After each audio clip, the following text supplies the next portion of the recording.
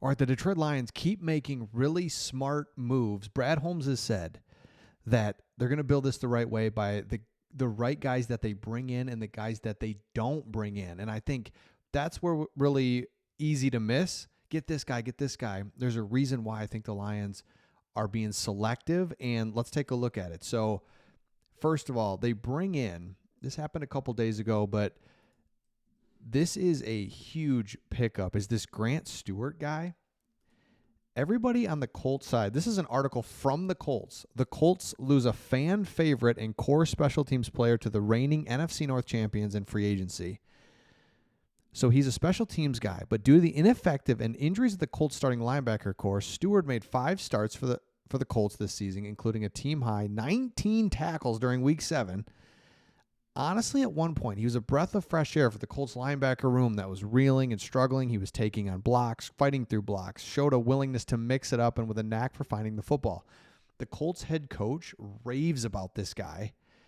I'm surprised the Colts let a core special teamer and a spot starter go for a cost-effective contract. The pairing of him and Dan Campbell seems like a match made in heaven in pure football player's perspective.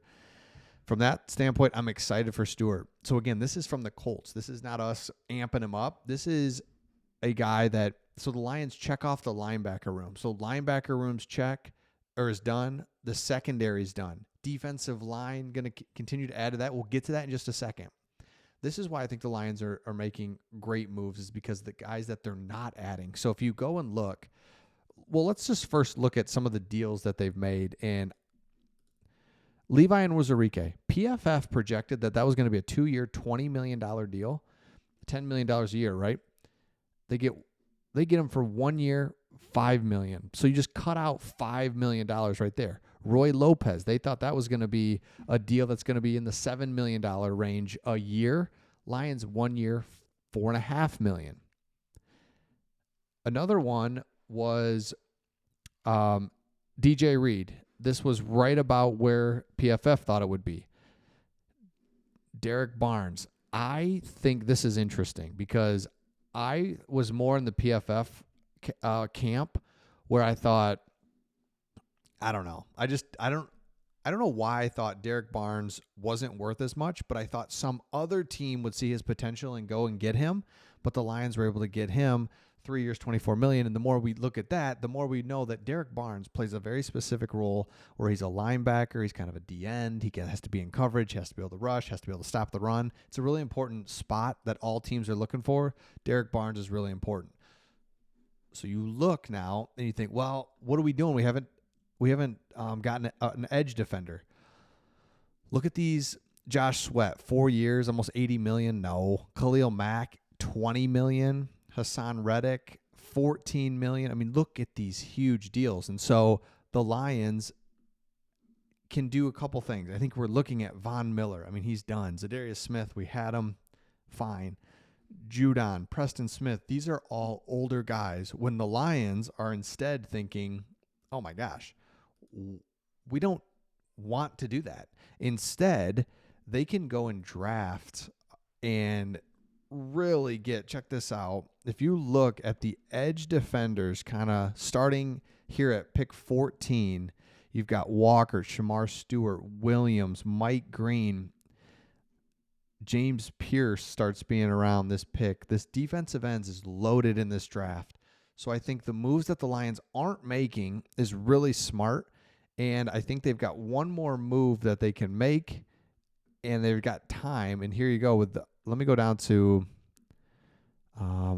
the interior offensive lineman. You can kind of see who's left. Same type of thing, right? Big numbers being thrown around. The Lions have the cap space this year, but next year, a lot of big names that we have on our own team need to be re-signed. Remember, that's another thing is we've got stars all over the place on our team. And we've never been in this position as a Lions fan where we're always trying to acquire and get somebody. You know, we've always had like 3 stars on our team, Stafford, Calvin, and somebody else. We have 12 star players now on our team. So That's a little different for us. So we don't need to add some of these guys. And again, these are overpriced, injured, older type of guys that you're really paying a lot of money to. So Brandon Scherf's the one that kind of fits the that older guy that can come in and give us 1 year. Still there. There's still 3 interior offensive linemen here. Tevin Jenkins is still available. There's dudes that I think we'll bring in. We'll also draft that as well. No question. Next thing is when you look at what the Lions and here, well, actually, let me just go to this right here. Pride of Detroit was asked, what's the one remaining roster move the Lions need to make? And it's right here. The Lions have capable starters stepping in both roles. Christian Mahogany can take right over for Zeitler, but Owasika is gone right now. He's a current free agent. So we need one player because we've lost 2 guys, Zeitler and Owasika. So with that being said, it's like, okay, 33-year-old Brandon Scherf and 29-year-old Will Hernandez are on top of the list. Scherf is a 5-time Pro Bowler. Hernandez is more of a risk. His career up and down. He's coming off a torn ACL, but he was playing some of his best ball before the injury. So there's time there. We're early in the free, well, not early, but it's not over yet. This thing goes a couple more weeks. Free agents still looking, talking to guys. And then from there, of course, we get ready for the draft, see who we draft. Then we can still add guys after the draft, depending on what we get, what we don't get. And so the Lions are not getting caught up in the trades. They're not getting caught up in overpaying for guys. That's just like you're overpaying and paying for what they have done. Remember, you look at some of these big names. Pick any category. Let's go to wide receiver. Cooper Kupp right there. It's like, okay, we already, and this is a bad example because we already got Amon-Ra, so it's like, but still, 2 years, $46 million. Yikes. And what do? We get our solid X receiver back, Tim Patrick, 1 year, $4 million.